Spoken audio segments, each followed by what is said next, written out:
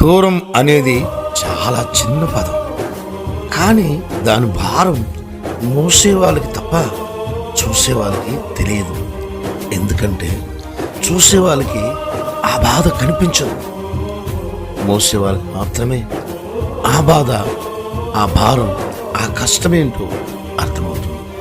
చాలామంది అనుకుంటారు దూరం పెడితే మారుతుంది అని అనుకుంటారు.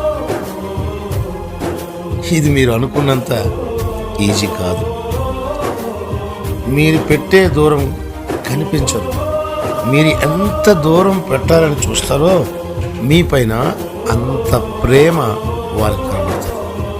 మీ జ్ఞాపకాలు, మీ మాటలు వినిపిస్తూనే ఉంటాయి.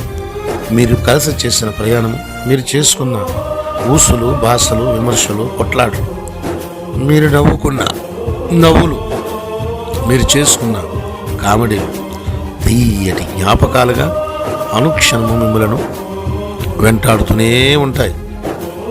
మనిషి ప్రేమకే ఇంత శక్తి ఉంటే దేవాది దేవుని ప్రేమకి ఎంత శక్తి ఉంటుంది? దేవుని ప్రేమ మరణమంతా బలవంతమైనది.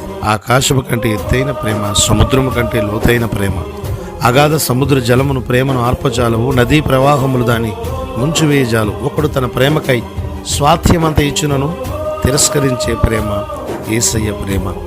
యేసయ్య ప్రేమ నిన్ను ఆహ్వానిస్తున్నది.